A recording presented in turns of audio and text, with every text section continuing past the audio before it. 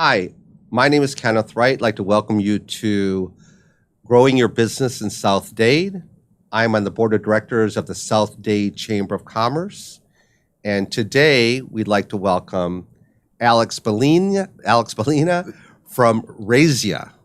And Alex, you are the Director of Governmental Affairs and something else. And what else is the other position? So, Director of Government Affairs and Public Affairs. Okay, Public Affairs. In my prior role at Terrazia, I was Director of Asset Management.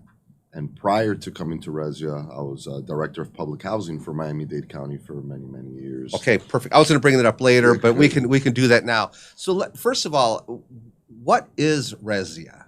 So we are a multifamily developer that our core business is that we focus on workforce housing. What does that mean? That is essentially when you're too rich to be poor because you make a whopping $40,000 a year, your teachers, your firefighters, public service administrators in our community, that as we know, the cost of living has increased tremendously here in Miami-Dade County. It's been happening for a long time, right? But now we're seeing it a lot worse, especially after COVID. There's a major supply demand imbalance. So we really have focused our product in ensuring that we could deliver that product to our community. So this is for people that are working class or professional that aren't making enough to get Section 8, making too much to get Section 8 or some type of government assistance like that. So you guys come in and you build quote unquote workforce housing. Yeah, so we like to call it the missing middle. Attainable housing, we try to focus on those individuals or families that make between $45,000 to about $85,000, $90,000, depending on the size of the family, and that is our core business. And we've developed our whole process, right, and our innovation and our technology and our investments. I always like to say we build the Honda Accords with the leather package of the multifamily industry. So we're standardized, we're modular, and we're able to deliver very quickly. We've delivered over 22 communities, 5,000 units here in South Florida. We have just delivered our latest project down south in District 9, Biscayne Village, which is 216 units, again, workforce housing. Now, do people have to be income determined or income qualified for this housing? Yeah, so it's based on the AMI, the area median income of Miami-Dade County. Right now, obviously, it's about $67,000 per year. So we follow what's called the Florida Housing Finance Corporation guidelines, and that dictates the amount of income they can make, and then that's how they calculate their rent. Okay, so I'm a teacher in Homestead, and I'm having a hard time finding a place to rent that I can afford. How do I know about Terrazia? How do I know about the housing opportunities? How do I know that this is even possible? So we work very closely with the district commissioners. We also work with public housing and community development. And obviously we market our product out there to ensure that, people know that we are open for business and that you could come and get an apartment at a very good attainable price. How is it marketed? So we have different capabilities.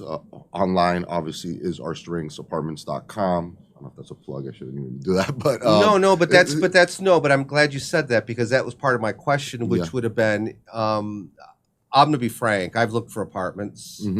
I've never run into Terrazia per se, so I was just kind of wondering if you're looking where. So I think that providing real specific places for people to look, apartments.com would be one. Yeah, a lot of times because we build from the ground up. The surrounding neighborhood sees our community going up, so they're starting to inquire about the product, so they know that we're going up. They go talk to our teams that are out there. So initially, when we first start a project, the majority is word of mouth, right, from the surrounding community that people know. We have a very strong footprint in those areas, District 8 and District 9. We've delivered a lot of communities there. So people, when they see our product going up, how quickly and efficiently we build, they come in and they want to be part of it. Now, I know that one of your colleagues I work with, Tamika, yes, right, she's very connected with Homestead's Air Force Base and the military, correct. Which I figure those type of people, that workforce fits within your model. They would be the type of person where your housing would make a lot of sense to. Yeah, so at our Biscayne property, the one that we just delivered, we do have some military families that are living there. Also working very closely with the Homestead Air Force Base through Tamika and Mr. Joe Webb, that we are trying to align ourselves to be able to provide additional military housing for them in that area. We have a new development that's going to be starting probably at the end of this year, which is Palmetto Station, which is by the Southcom by Doral, where we have a set aside of 25% of our units that are specifically for the military families. Okay, great. One of the reasons I asked just about information, which was I spent 2 years teaching in Homestead, and fortunately I didn't have a need for housing, but there were a lot of teachers there that I knew that came down that really didn't know where to look or what to do. So it's good to understand where some of this information might be, and make it available. All right. So let's talk a little bit about you. How did you end up in this field of business? So it started about 2002. I got into the multifamily industry, working with different product types and more focused on low-income housing tax credits, working through the private sector. And then I was at the right place at the right time, and I was hired by Miami-Dade County to go administer the public housing division at that time. And I got a very good understanding of how the process worked, the product and the need. However, public housing is limited in its role and what it can do to provide housing. Explain that. What do you mean by that? So it's an aging stock. So the Miami-Dade County, for instance, is one of the older housing authorities or agencies in the country. Okay. But HUD hasn't built public housing since probably the last one that they built here in Miami-Dade County was like in the 80s, right? Harry Kane. So you only have about 10,000 units, about 13,000 units. But so they haven't built anything since you said when, the 80s? Yeah, correct, right? So now they're doing a lot of new, what they call RAD programs, private-public partnerships and developments. But true public housing being built in Miami-Dade County has not been built since the 80s. Okay. After Hurricane Andrew, there was a lot of rehabilitation, redevelopment of some of the public housing properties that were out there initially. But the population has grown so much in Miami that the stock that we have, there's a wait list of 70,000 people for assistance in the public housing program. It may be more now, right? So it's tremendous need. All right. So then you went from there, you had spent some time there kind of running that show, and then what happened? So our company formerly was called AHS Residential. You know, we rebranded last year to Terrazia. What was the name prior? AHS Residential. Okay, AHS Residential. We rebranded to Terrazia for a lot of reasons. One is that we started to build in Atlanta, and there was a lot of Atlanta housing solutions, right? So for legal purposes, we rebranded with our new brand and our new processes. About 2013, 14, Ernesto Lopez, who's our president and CEO, he reached out to me because he was starting to develop this workforce housing portfolio, and he knew the construction component of it, he knew the financial component, but he didn't really understand the aspects of the asset management and how to get to the finish line in terms of entitlements and really make this more of a business.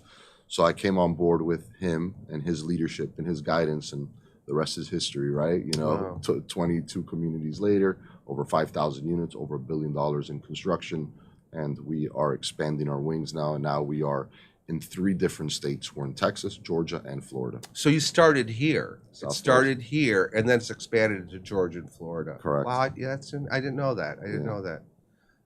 So the other question I have is, you do everything from the architecture to design to what is Resia's real role in this? So we are vertically integrated. So we develop, build, and manage. So we do all 3 aspects of the business cycle. So we go out, we source the land, we find the land, we entitle the land. We have our own construction company that builds the product. We have our own development team that ensures our design is all standardized. We have our own in-house architectural team.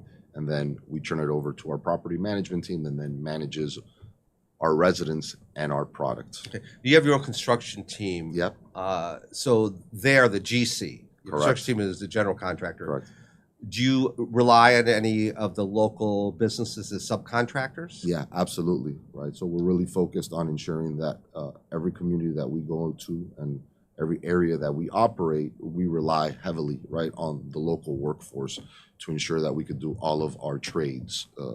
We do most of the major parts of the components, but we use a lot of subcontractors for all of the different trades that are needed, right, and required. I want to make sure build. everybody heard that if you guys are out there and you're in the construction business Yeah. and you do subcontracting work, make sure that you reach out to Terrazia, try and figure out how you can, be involved and help build and grow your own business. So you have the subcontractors. Now, is there any set-asides for minority businesses or that kind of stuff? Is that part of, because I don't know, are you partly government funded or is it We're not. So we don't rely on any type of no federal funding of any kind at all? Okay. At all. However, we do participate and we do work closely with Miami-Dade County. We are part of the pre-qualified pool of RAD developers in Miami-Dade County, which is the program that I was telling you. It's a public-private partnership to redevelop public housing properties, as the one that you see across the street here from our studio. In those aspects, there's a Section 3 component, right? That Section 3 component requires you to ensure that you have a local base of laborers to come and work on your property. Okay, and that is, how do people become part of that pool? What are the steps? So they have to go through Miami-Dade County for that. Okay, through Miami-Dade County. Okay. Through Miami-Dade County, and then they get certified as a Section 3 certified contractor, and then we work off of those pools to ensure that we put out an RFP or we put out a proposal or we put out a solicitation. And we have access to those individuals or small businesses. Right. Because that's important. Because one thing we obviously are trying to do as chamber members is figure out how we can help our businesses grow and develop and work together. Absolutely, right? And that's what we're all in it for. So although we do build communities and we do build housing, we provide a lot of direct and indirect jobs that come with the development of our communities, right? So we want to ensure that every area that we go into, we are part of the fabric of that community, right? That we're ensuring everybody has an opportunity, right, to come in, not only create jobs, but also create a sustainable workflow and capital for themselves. Perfect. Great. So how quickly do these places fill up? So they fill up very quickly. For instance, Biscayne, which is our latest development that we have built. We also have Old Cutler that's going on. If you probably see it off the Turnpike. Where Old Cutler and what? 216th Street. You see it right off of the Turnpike when you're driving. I know that area really, really well. I guess I've just never really looked over there. But I know there was some new construction. I guess that must be it. Yeah, that's us when you come by and we build. So we delivered Biscayne Village. And that's on the east side. Yeah, correct. Okay. No, Biscayne Village is on the west side. Okay, on the west side. Both of them are on the west side. Okay. Delivered that in 8 months. Our product usually leases up in about 6 to 8 months. How long was the build out? 8 months. What? Are you serious? Yeah. An 8-month build out? I wish I had the ability here. That is incredible. So here's, I know I can't show that there. No, you can probably show. You can probably show it. But this is a I don't know if you can see it very well. Point it at that one over there. This camera right here. This one right here? Yeah. Let's see. Back it up a bit, maybe. Oh, there you go. That's 7 months. If you see there from the land to the delivery of 260 units, 7 months, fully leased up in 9 months. We'll be doing a ribbon cutting with the commissioner in the next upcoming weeks for this product. I cannot believe you built that out in 7 months. I mean, I work with some other contractors and stuff in Miami a little bit, and I'm familiar, and they're always talking about delays. How did you get it done in 7 months? So because part of our strengths are that we have a standardized product, we deliver the same product over and over and over again. So we focus on our economies of scale and our efficiencies, because we work within the municipalities, they know our product very well. So there are delays. Delays always happen in construction. I'm not going to come here and say that there aren't delays, but once you're efficient, we do a lot of it on the front end. So we make sure that while we're processing, we don't have many change orders. We already have everything outlined. We have all of our MEPs defined. We have a digital library. So we just essentially deliver over and over and over our product, which gives us the ability. Time is money. Time is of essence. And needing housing is the major thing, so we can build very quickly. Yeah, and so it accomplishes two things. Number one is that it eliminates cost overruns by getting something done in an efficient way, and it also provides the housing so you know who the market is and they're doing it and they're really ready for it, and it's not a delay for them either as residents. And this is another one. I don't know if you can see this one. So this is in Miami Gardens. Many people have seen this. This is off of the, let's see, there we go. Probably not. But we did this in 12 months, 420 units. This is off of the Palmetto between 17th and 22nd and 167th Street. Wow. We did this with the city of Miami Gardens, with their administration. So again, different product type, but we could replicate that over and over everywhere that we go. Okay, well then, this all sounds incredible. It really, really does. And I'm looking forward to the ribbon cutting and being part of that. One of the things I always like to ask here is, you are a member of the chamber. Correct. What can the chamber, or what are you looking for the chamber to do for you and to support you and your business? So the chamber is very important because it allows great business minds to get together, understand, exchange ideas. One of the main topics that we are starting to find within the business community is that housing has always been an issue. I think for the first time in a couple decades, maybe longer, that housing will be a topic on a national presidential debate upcoming, because it used to be more of a localized issue. Now it's becoming a national issue. And it's hurting employers, because if you do not have the proper housing stock in your community, it doesn't allow you to grow your business and get qualified employers to come in. We've been working with a lot of different municipalities, not only here in Miami-Dade County, but throughout Florida. I'll use an example on the West Coast, that they have job openings and they are not able to get employees qualified for their hospitals, for their educational system, because the cost of living is so high that people do not want to go live there because they don't have the means to pay for it. So what is the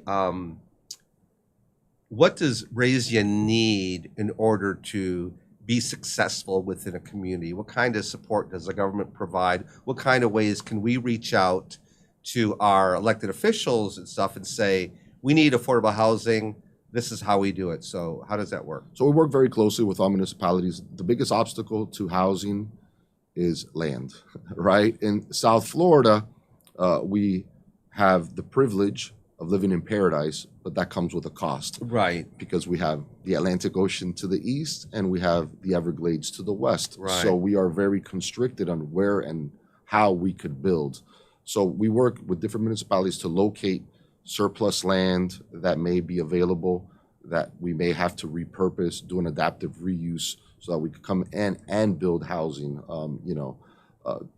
close proximity to transportation, to employment centers, to areas of growth. Because right now, although we're seeing a lot of major growth down south, transportation is still an issue. You got to drive an hour. Right. An hour and a half. Right. So as you start bringing density to these areas closer to the transportation hubs, it allows Miami-Dade County, in this instance, to go to the federal government and show them the need for the increase in ridership, right? The increase on why we need federal dollars to allow us to expand our transit lines to these areas so that they work cohesively together: transportation, housing, and economics. Okay. So the new rapid bus line that's going up right now is something that it's necessary, but also because of the growth in the housing, it's actually helped create an opportunity for dollars to be spent on it. Correct. Kind of like, a back and forth thing, this or a cause and effect thing. You're not going to get this unless you have this, but you need this in order to have this, right? It's kind of a... Correct, right? So, Mayor Cava and her leadership, along with the chairman, Oliver Gilbert, right? They're out there. They're really pressing to ensure that we focus on those areas of growth, transportation, density around transportation hubs. Commissioner McGee, Commissioner Higgins, right, to ensure that there are areas out there where they're experiencing all of this growth, we could tie in those transportation, not only capabilities, but funding to get those capabilities, which is the important part. So it takes all of us, right, to ensure that we get there as a community. Because if not, what's going to start happening, we start losing qualified individuals that want to work in South Florida, but they rather go to Orlando, just as an example, because they have more opportunities of housing, they have better paying jobs, so we have to make sure that we keep focused on that, because I'm sure there's a lot of individuals that may be listening to this. You're a teacher, or you just graduated from college, or you may be an employee, or you have been working for 20 years.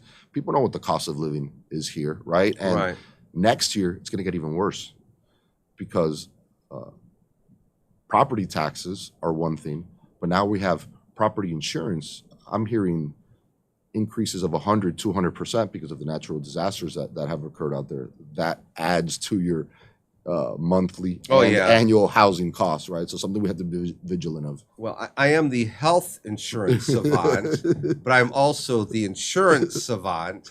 And I have a number of people I work with in the PNC property casualty area. And it is, there's been some new legislation just passed that will hopefully hold down some of those rate increases. And I don't want to go into all the specifics of it, but it definitely is a big problem, and it definitely adds to the cost, I'm sure, of owning, but also even building. I mean, I'm sure that there's a lot more regulations regarding that when you own a property and you're trying to build it out. I'm sure that there's some impact there too. Yeah, absolutely. So one of the major things that are going to occur, that have been occurring now, is the construction of housing is expensive. The construction of housing that's attainable, workforce, and lower income is even more difficult now, because construction costs have doubled. Financing of construction has doubled. So there's going to have to be a lot of policy decisions working with public and private partnerships to get us to the finish line in terms of where we want to get to as a community. Now, very important. Now, do you guys, again, because I don't know, do you guys also help with the financing of the people that are coming into the properties? Is that all still, they would have to go out and find their own bank or their own broker or all that stuff? So our core business is we do multifamily, so we do rentals.